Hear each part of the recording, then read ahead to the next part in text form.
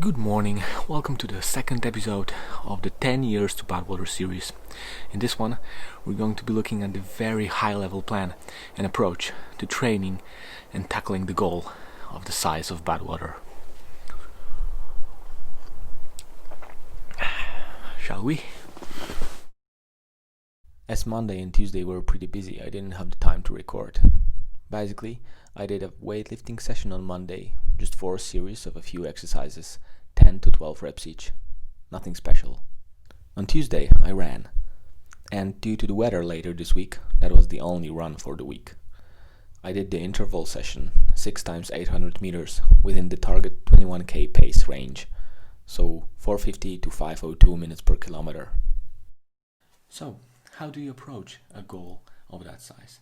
How do you take a project of this complexity and prepare the plan to execute to get to that goal you've set for yourself? Now, it's almost impossible to write down a list of things to do and then follow that list, making sure that you get there with the project of that size. So what you can do, of course, is to take a high level approach and draft out a basic plan and basic steps to follow. And when you start doing that, when you start following that basic steps plan, then you get a better picture of where you are, what you need to do next, and then you can specify the next steps, possibly adjusting that high overview plan and then eventually getting there. So that's what we'll be doing today. Now, there are many areas in which we need to dive into, but some of them are for now and some of them are not for now. Now, the 3 main areas we've been talking about before are first the distance, second the heat, and third the climb. And the heat, it's not for now, it is maybe for a year before Badwater or maybe the year of Badwater. The climb, the hills are relevant, but I first need to take care of my weight and fitness level to make sure that I can work and stretch my body to work on that strength for the muscles, the joints, etc. So the thing that stays there on that list, and which is probably the most valid one to tackle first, is the distance. And the reason why this is a good one to start with is I know where I am now and I know where I need to go.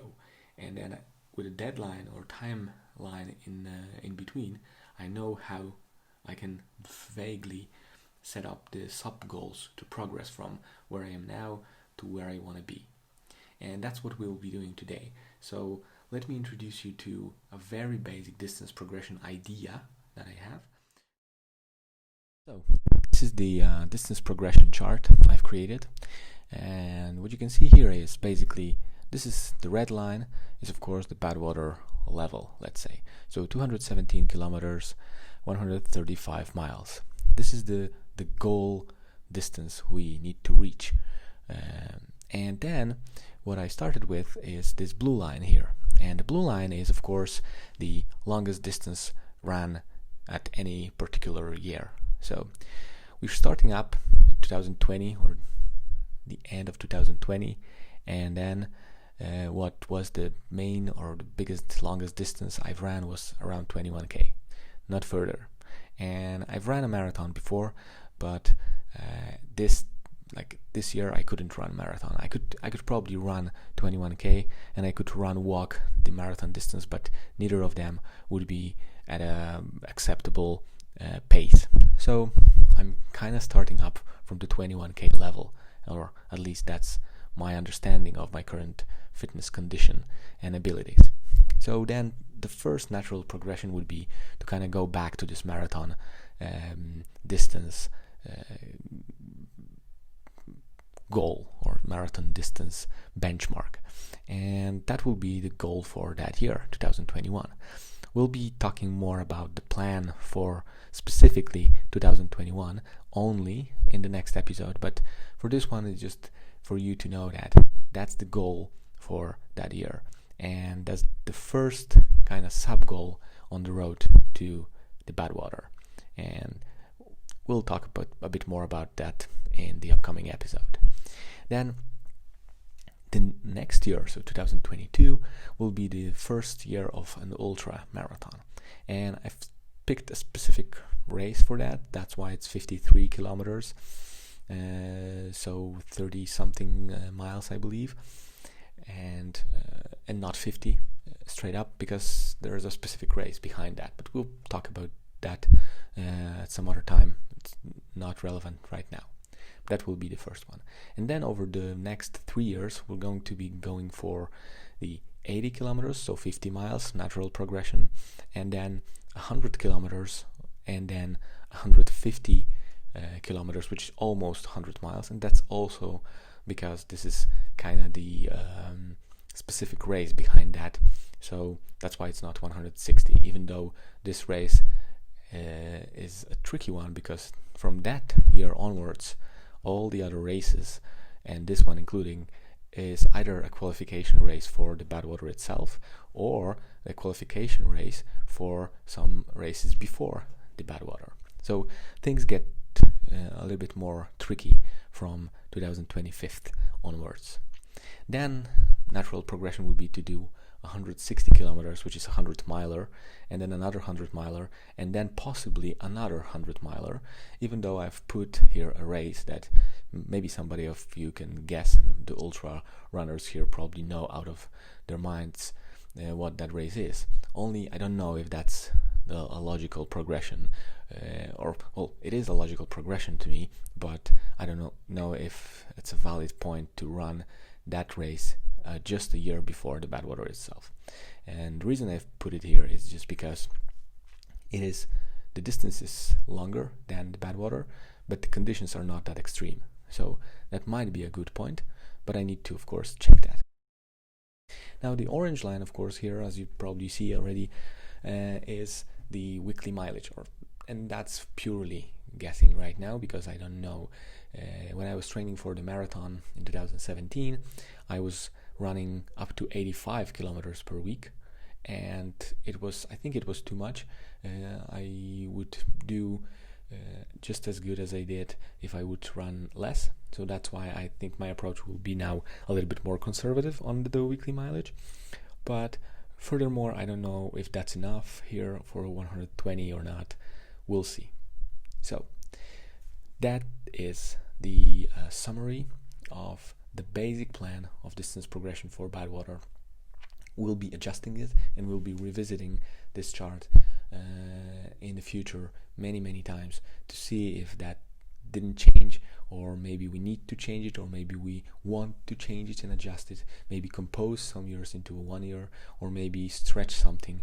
And when we get to this point of qualification races, it might be that some years will even be stretched, because if I cannot qualify, or if I cannot get into a race that is a qualifying race for Badwater, then it's going to be tricky. So here it is. This is the basic plan and the outline to follow. If you have any questions or suggestions, please comment down below.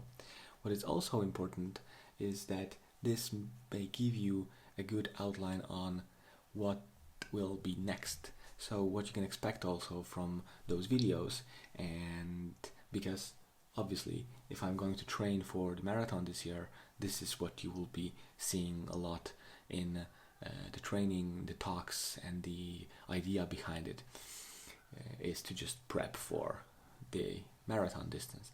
If we get to the mountain running 53 kilometers next year, this is what the main focus, this is where the main focus will go. If we go then later on for 100 kilometers or 160 kilometers, 100 miles, that's what will be the big content driver for all the videos. So here it is. Now let's finally get some training in, shall we?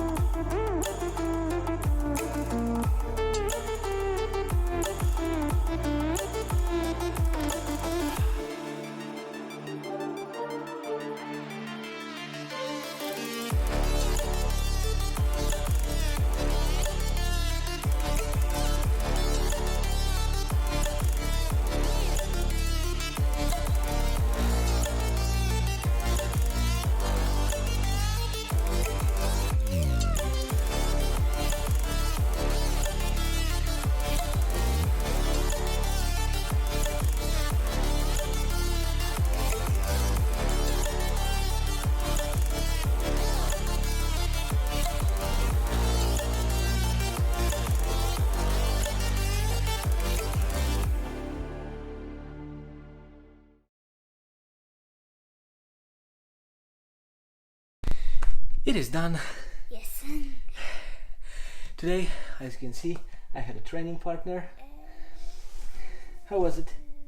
Was it hard? Yes. Yes. And what now?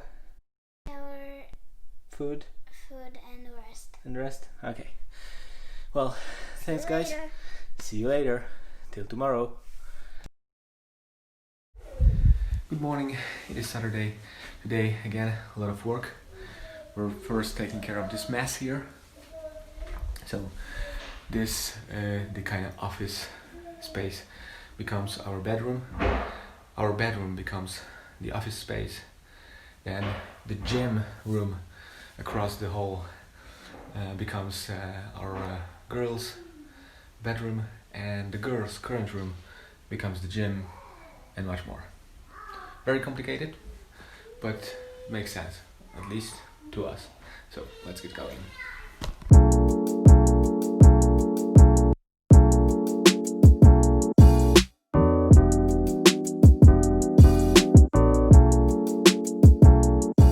So we're in the middle of redoing everything, moving everything to target places. But meanwhile, I wanted to show you something. Check this. This is pretty nice for kids.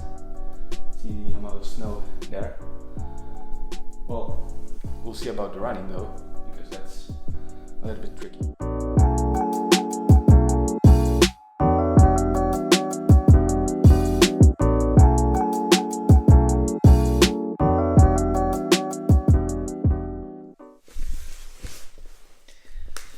Good evening. Saturday is almost over. It's 10:30. We did a lot today in the house. I didn't go and run today, and I didn't exercise. I did like 11,200 steps, which is probably 9 kilometers of the distance during the day. I'm pretty tired. I won't do it, and I'm really worried about tomorrow because it is -14. The temperature is not that critical, but it was snowing full day today. The whole day it was snowing. So I wonder if there will be any good terrain to run on. So hopefully the pavement will be kind of accessible, but I don't know how this will be looking tomorrow. So.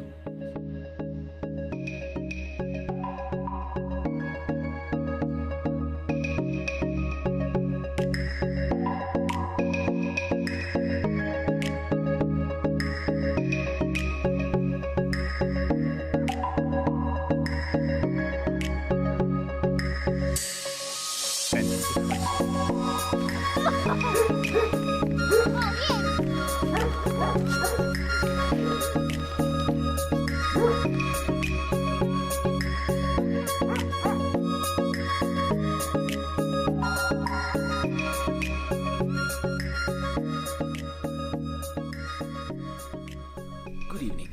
It is Sunday, 8:30 p.m. Already the day is almost over. No running today. I decided not to do that. It's freezing cold outside, meaning -24 degrees Celsius. The forecast says next week is going to be already -5 Monday, and then Tuesday, Wednesday it can get close to 0, somewhere around -2, -1. So I'll take it easy. Today though I'll do a freeletics session. I was using freeletics for months in 2014, and I probably dropped the most weight with freeletics. So maybe good summary also for the week. I got Monday weightlifting session, Tuesday running, Wednesday weightlifting again, then Thursday the planned rest day, then Friday I was again weightlifting, and then Saturday I had to run, but it was already freezing cold. I didn't do that because we spent the whole day reorganizing stuff. I did today I've seen that I did 21 flight of stairs, plus 11,000 steps. So that was pretty cool, but I didn't train there. And today I'm also not running, but doing the freeletics thingy. And in the end, it was 3 weightlifting sessions, 1 run, and now 1 bodyweight session for kind of more burn fat thingy, I believe it is. So overall pretty good, even though not that much running. As for the running channel, it would probably be good if it's more running there, but we'll get there, of course. Let's train.